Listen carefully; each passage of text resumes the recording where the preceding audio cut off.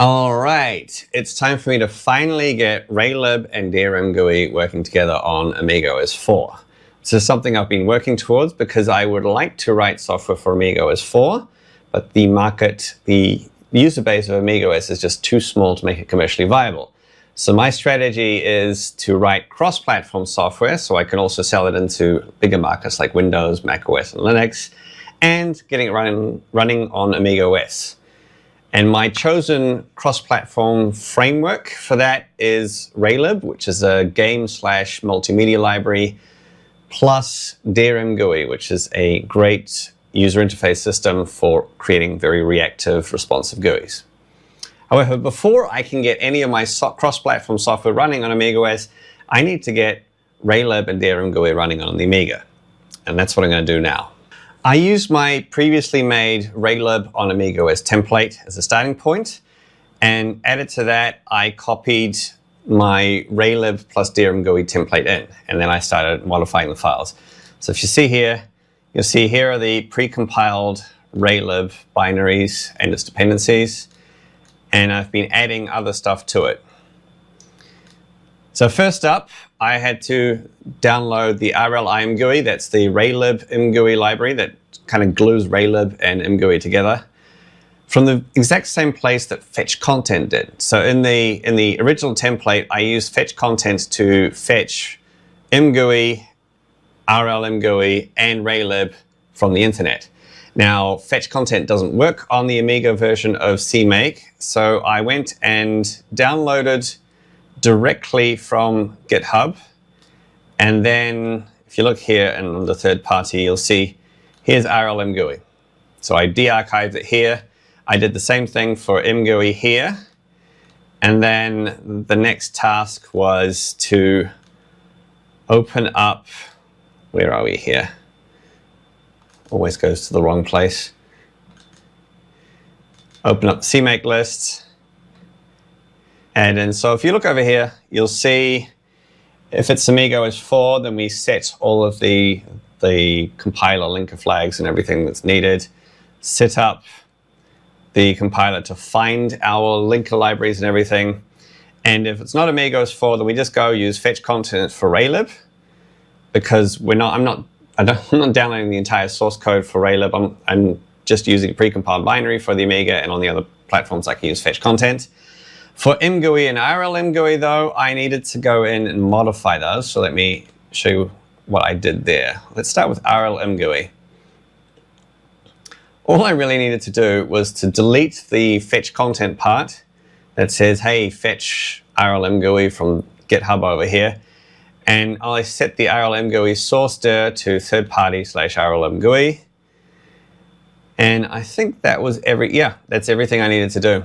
Everything else was of where to find it, what files to compile was already set up in the template. And then for ImGUI, that got a little bit more complicated. So once again, I'm telling it, instead of fetch contents, just find it in third party /ImGUI. This was already here in my original template. Then I had to do a few changes because ImGUI has one instance where it uses fork to open up. If you're running an external program using shell or a terminal, uses fork. So I don't want or need that feature. So instead of creating an AmigaOS version of that function, I just disabled it entirely. And then I'll show you this one. I'll show you this bit here later. I'll show you that bit later. Let's go back to the step-by-step modifying the original template in order to get this to work. So going back to the main CMake lists,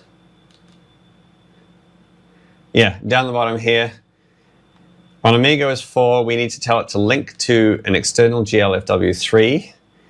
We link to the OpenGL libraries, and we link to multi-threading, aka pthreads, I think is what we use.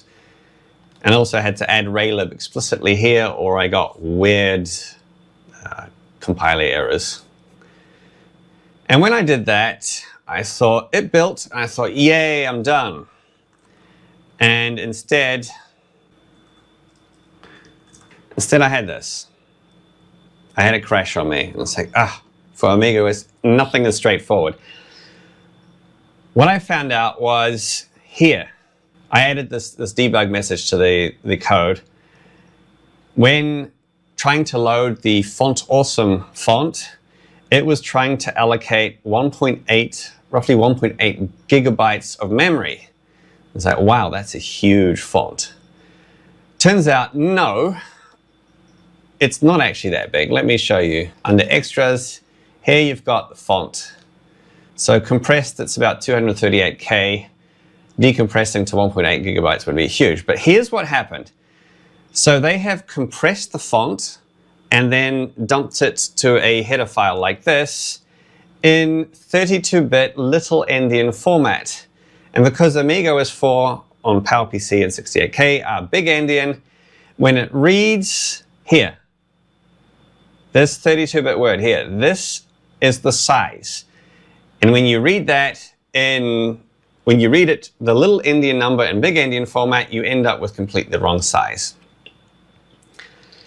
So I wrote a quick program to convert that to byte format. Here's the exact same data in 8-bit format, so that little endian, big endian doesn't matter. The data is in the correct format.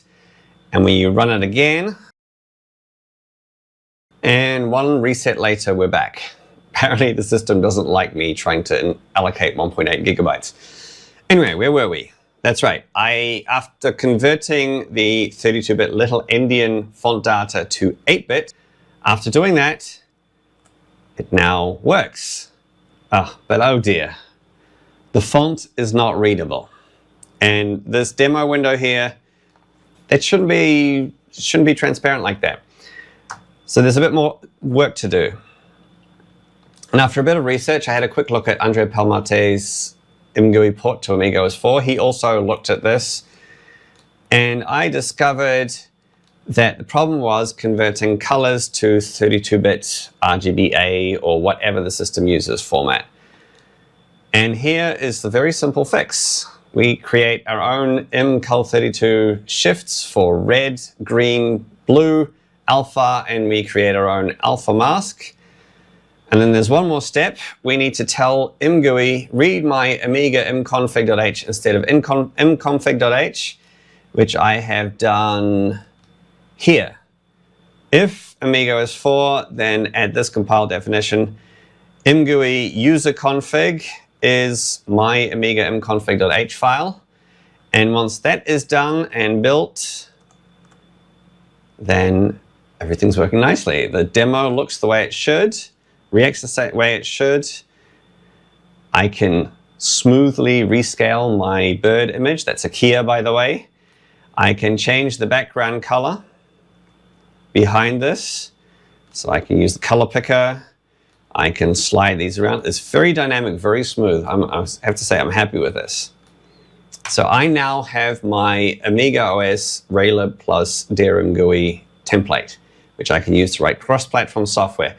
If you want it as well, you can get it from the Kea Campus. Just join the Kea Campus, create a tier or higher, and you can download it. Or you can follow my instructions. Here are the instructions. You also need the previous video I did on building Raylib, not building Raylib, building a Raylib project on AmigaOS 4, which is the base for this one.